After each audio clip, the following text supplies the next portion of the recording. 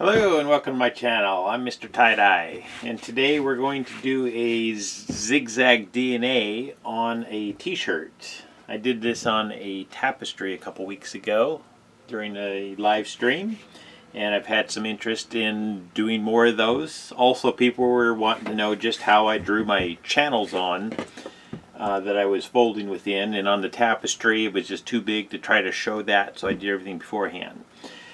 But basically what I'm doing here is I took the t-shirt and I measured from the bottom to the top here, and I started, let's get this all the way in the screen.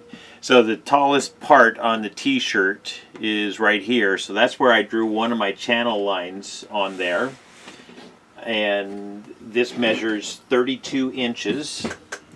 So I divided that in half, and that gave me a 16-inch mark here, and then I divided that in half and gave me two 8-inch marks. So this here is where I'm going to draw my zigzag in.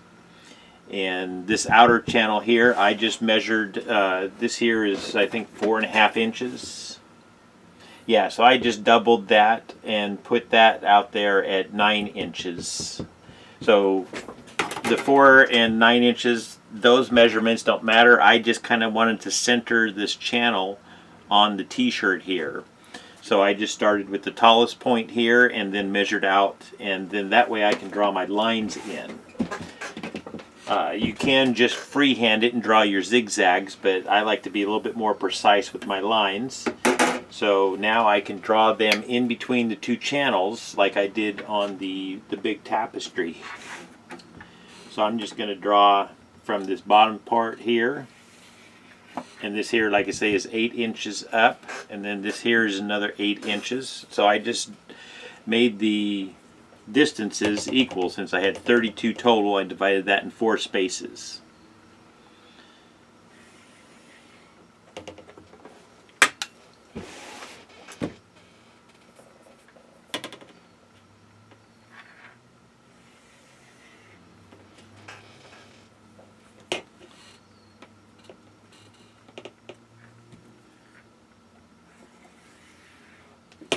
Okay, so now even though my zigzag is just within this channel here, if I was doing just one color, then that's what I would have, is one zig, but I'm going to do the whole rainbow, so that's going to extend out when I kind of fold this up. So my zigzag is going to extend out to where these little dots are here, and then on this same thing on the other side, it's going to zigzag up like this here with the DNA. And you'll see that at the end, but that's basically what I do. Is I just need a visualization of where I'm drawing my lines at, so that I can measure things. That's the main reason for drawing the channel on there. Anyways, I hope that makes sense. We're going to get started here. Oh, and basically what I'm starting on is a t-shirt that's been soaked in soda ash. It's been spun out so it's barely damp. I turned it inside out because I like to work on the inside. And then I centered the T, so I have the front and the back separate from each other. We're not going to flip them back. If I was doing something just on the front, then that's great. But when I do fold it in half design, by tucking one sleeve into the other to center it, and I do have a video, I'll put a link down below. But whenever I fold it this way here, that puts the two halves of the front together and the two halves of the back together. So that then makes the overall evenness of your dye saturation side to side more even. When you fold the t-shirt straight in half, then the front has the two layers of the back in between there. So then the front doesn't have a nice even saturation side to side. So I hope that makes sense.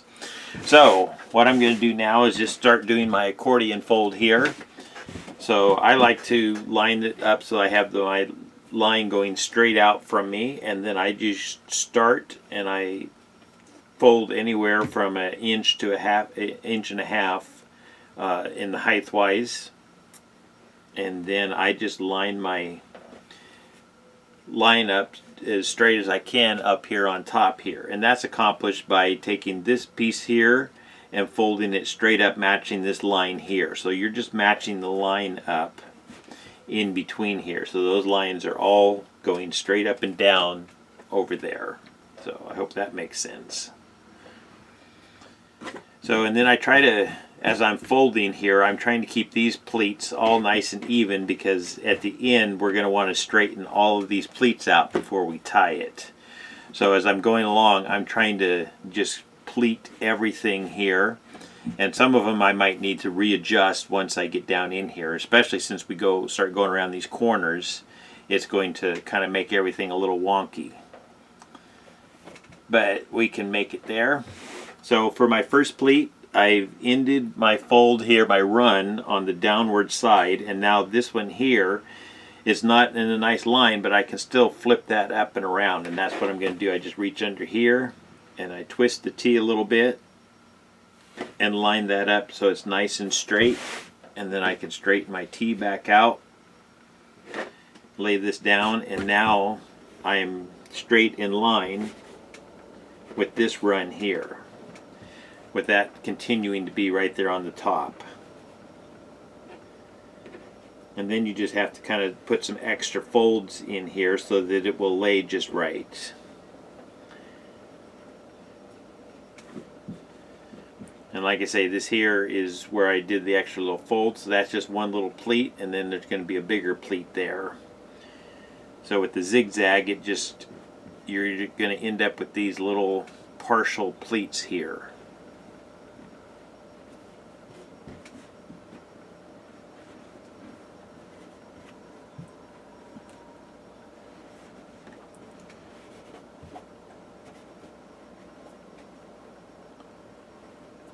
Okay, and same thing, I tried to work that. I always like to end my runs on the downward side, and that just makes flipping this other one up and around a little easier. And like I say, I just usually will reach underneath, and I just have my finger under the line there, and then I can pick that up, and I twist this part here so that I can line this up just nice and even there. And once I have that even, then I can kind of pinch that and then line my pleats up and create more pleats where needed in there, just to fill the extra space or the extra fabric to get it to lay flat.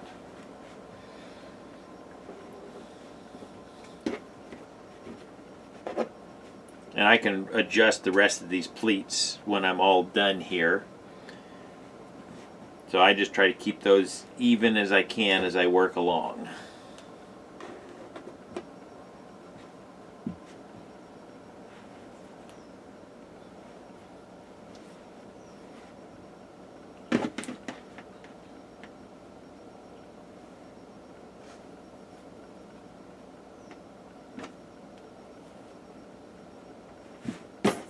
Okay, now we're on the last run here. I gotta flatten this out a little bit.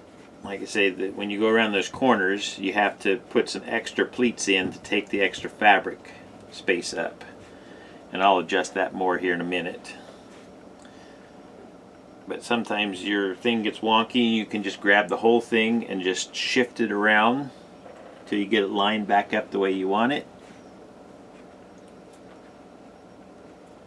And then go back to pleating.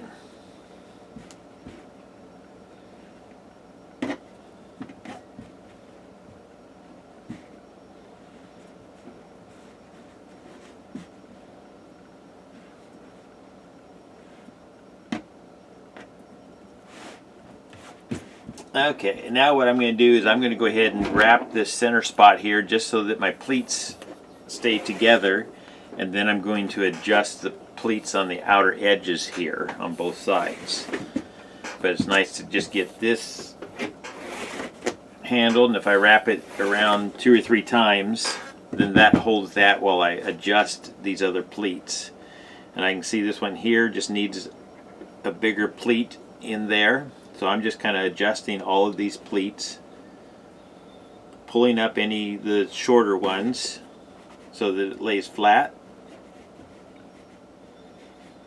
and making extra ones where they're needed.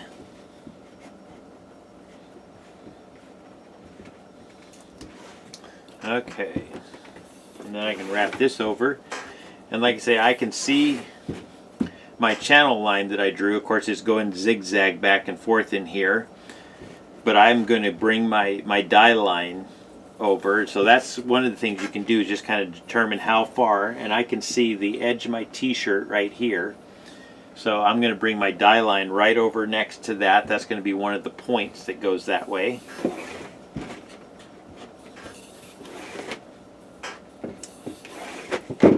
And then the rest of this here, I'm going to scrunch that up a little bit, or we'll just, maybe I'll just leave that pleated, but I'm going to dye this here a solid color, and then the outer edge a solid color.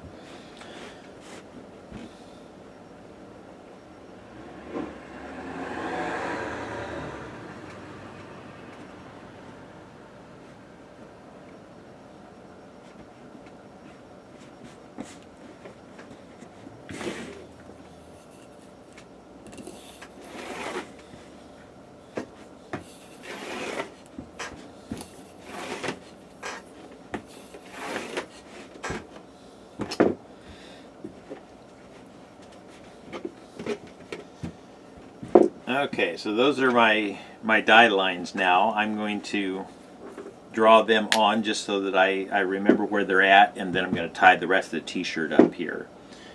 So I'm going to bring this all the way to there, and then, like I say, I've seen the edge of my t-shirt here, so I'm going to bring just a little bit to this side of it so that I have a little bit of my t-shirt sticking over the edge there. So that will be my channel then, with this line here being my center line of where I'm going to put my dyes on.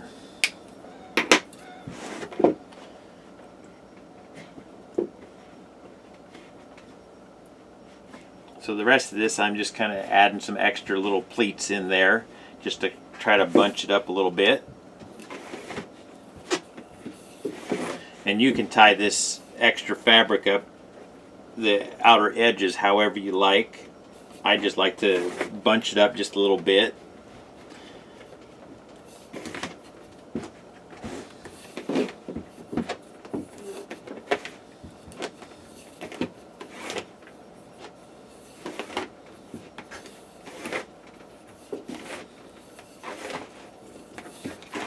And then I'll do the same thing over here. And basically what I'm doing is just opening some of these pleats up and just tucking a little bit more fabric down inside, and that just kind of breaks up that edge a little bit, just to put a little bit of a different pattern in there. And once again, I can see the edge of my t-shirt right here, so I have just a little bit of space between where I'm ending my dye. So this here, I was going to have a darker color on it.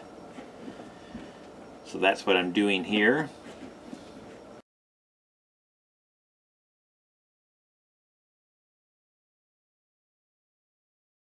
I put those same lines on the bottom side, so what I usually will do is just kind of reach under and make a mark with the pen, so when I flip this over I can draw those same lines in the same places.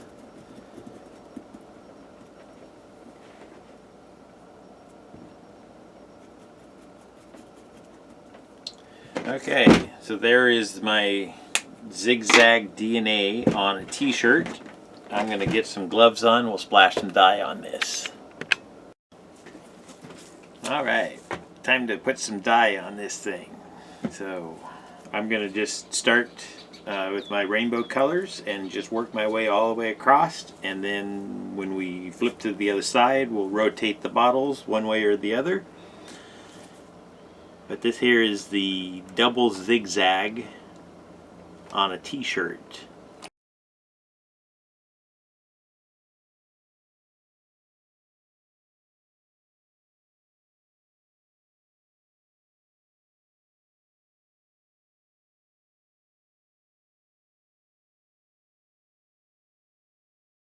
Okay, and then the outer edges I'm going to dye with cobalt, and then I'm going to put a layer of black over top of them.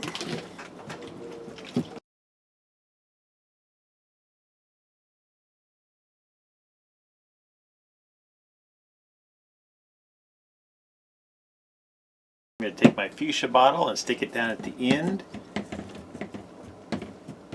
And now I'm going to start with my orange here in the place where I had my fuchsia. So all of the colors are just shifted one spot this way, which is what causes the cross hatching or the DNA look.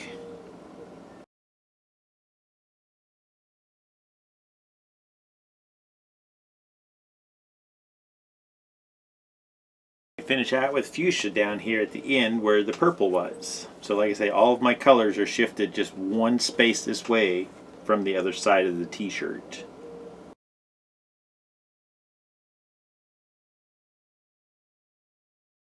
Okay, and there's the double zigzag DNA on a t-shirt. So I'm going to set this aside to batch for 48 hours and then I'll have the results for you in about 2 seconds. Thank you for watching.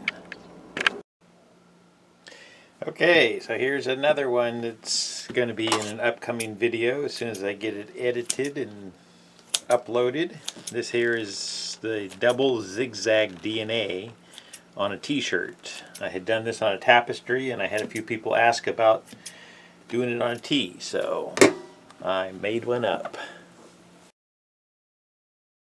Alright, yep, we got some nice color going on there, so let me open this up, get set up. Okay, so there's the single zigzag, and then of course I got one sleeve tucked into the other, making this a double zigzag.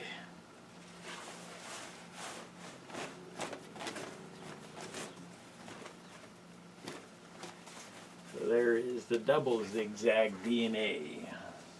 Some nice colors in that.